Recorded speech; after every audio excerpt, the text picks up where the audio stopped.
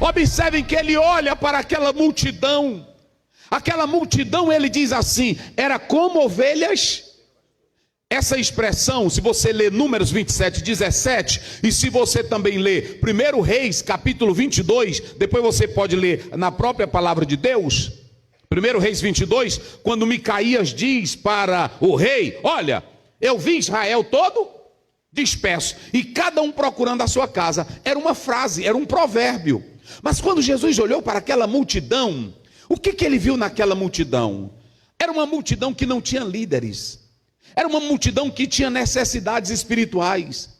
Era uma multidão que não tinha pastor. Hoje eu olho para o Brasil e eu vejo muitas igrejas. Eu ando muito, meus irmãos. E eu tenho hora que eu fico com pena das igrejas enganadas, de membros enganados, de tantas profecias falsas, de tantas mentiras, e crentes tão simples e inocentes indo atrás. São multidões que não têm pastor. Diga aí, são multidões que não têm. Porque o pastor que ama a multidão, ele não explora a multidão, ele não suga da multidão, ele cuida da multidão. Aleluia. Aí quando Jesus Cristo olha para aquela multidão, ele diz assim, eu vou atender. E ele começa a pregar, ensinar. Os discípulos viram que a multidão estava cansada e chegaram e disseram, Senhor, despede, o dia já está declinando e nós não temos alimentos para essa gente. E a região, o lugar é deserto. Era o litoral noroeste da Galileia. Não era o deserto do Saara. Era um deserto que na verdade estava próximo ali à região do mar da Galileia, mas que não tinha tanto o que oferecer. Por isso que ele diz assim, despede para que elas vão aqui pelos fazendeiros ao redor, ou algum campo aqui que tenha piedade deles, e dê pão para eles.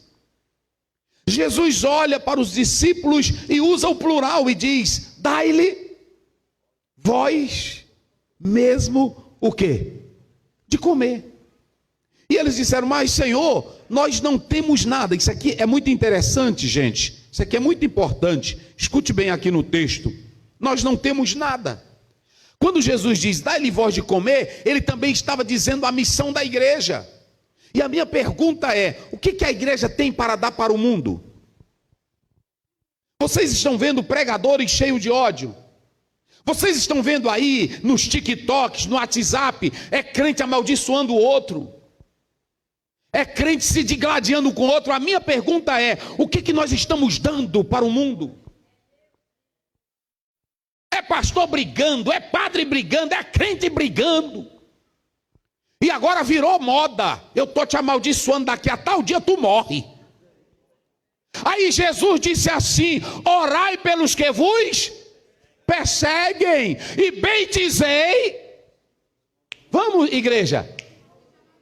Eu hoje, irmão, tenho um evangelho tão cheio de ódio que ninguém pode pisar no meu pé, que eu estou que nem aquele caboclo lá de Caim. Eu matei um menino por pisar no meu. Hoje quem me desafia, eu chamo Deus e jogo feitiço. A minha pergunta é, qual é a missão de vocês aqui nesta cidade? Qual é a missão dessa igreja? A Bíblia diz que Deus chamou Abraão e disse, eu vou te abençoar os que? Não era Abraão que ia abençoar. Eu abençoarei os que te abençoam e eu amaldiçoarei. Agora em ti serão benditas todas as famílias da terra. Agora olhe para cá. Quando Deus chamou Abraão, Deus disse, está lá em Gênesis 12, 3, 1:3. A primeira coisa que Deus disse seja, como foi que Deus disse para Abraão? Vamos lá, vocês, como foi que Deus disse para Abraão? Deus chama Abraão, sai da tua terra, da tua parentela e vai para a terra que eu te mostrarei. É imperativo, gente. Vamos, diga vocês, E por que tu anda atrás de bênção e não é uma bênção? Qual é a tua missão no bairro? Qual é a tua missão perante o tráfico? Qual é a tua missão perante a política corrupta?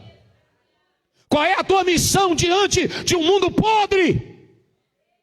Se nós tivermos o ódio que eles têm, é sinal de que nós não somos bênção.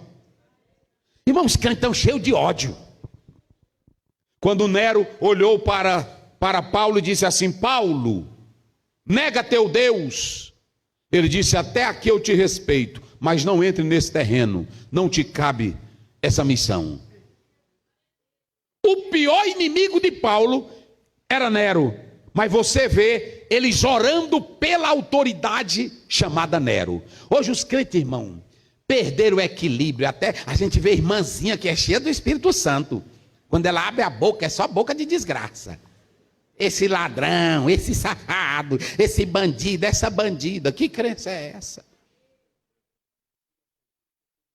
Está bagunçado, irmãos. Dá-lhe voz. O que você tem para dar para o seu vizinho? Diga aí para o seu irmão: setou uma bênção. Diga para ele: setou uma bênção. Setou uma bênção. Setou uma bênção. Setou uma bênção. Setou uma bênção. Setou uma bênção. Pastor, no capítulo 26, quando o Isaac está na terra de Abimeleque, ele olha para Isaac e diz: tu és um bendito do... E olha para cá, tampava poço de Isaac, entupia poço de Isaac. Vocês nunca viram Isaac dizer: malditos, vagabundos, eu estou trabalhando aqui, eles vêm tapar meu poço.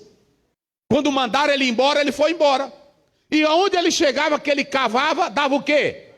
Porque crente que tem bênção, irmão, pode ter o invejoso, pode ter o língua grande, pode ter o falso, mas aonde tu chegar, tu é abençoado. Irmãos, eu fico pensando hoje, se fosse um líder acusado, como José foi acusado no capítulo 39. Eu nunca vi José, nunca abri a boca dizer: aquela vagabunda da mulher de Potifar, uma cachorra daquela, comprometer meu futuro, não era assim? Uma bicha safada, eu vinha trabalhando direitinho. Hoje tem irmão que na hora que acontece um negocinho, ele já vai para o WhatsApp. Não é assim? Já vai para o TikTok, é com cara de choro. Meus irmãos, o que estão fazendo comigo? Tu não é um abençoado do Senhor. Porque quem confia no Senhor, sabe que Ele vai reverter o quadro. Quem tem bênção de Deus. Olha para cá. Ela criticou José. José foi para a cadeia. Na cadeia, quem era que mandava na cadeia? Vamos lá, diga bem forte, quem era que mandava na cadeia? Ele foi benção. A Bíblia diz no capítulo 39, 1-4. E viu Potifar que Deus era com... Tudo que José botava a mão, o que que acontecia? Tem crente, irmão, que tudo que bota a mão quebra. Vai servir um copo d'água para a gente, derrama na gente. Tem muito assim. Aí o José, em tudo que ele botava a mão, aconteceu o quê? Desceu para a cadeia, prosperou. E foi lá da cadeia que Faraó mandou buscar ele. A calúnia da mulher de Potifar não impediu José de chegar ao maior porto, que ele chegou até a posição que nunca o marido dela chegou a alcançar. Ele era uma bênção. Então, dá-lhe voz mesmo de... O que tu tem para dar para o povo que tô lá do teu bairro? Hein, irmã? O que tu tem para dar para o teu povo? O que tu tem para dar para o bairro? O que tu tem para dar para a cidade? O que tu tens para dar? Me diga. Me diga, o que tu tem para dar? Você vai sair daqui com essa. Que crente sou eu? O que eu tenho para dar? O que eu tenho para dar? E Jesus disse: dá-lhe voz mesmo de... Olha os discípulos: Senhor, aqui não tem nada, senão quantos? 5 pães e o que mais? Quando você lê João 6, me parece que o verso 9, 5 pães e 2 peixinhos, era uma comida de um rapaz.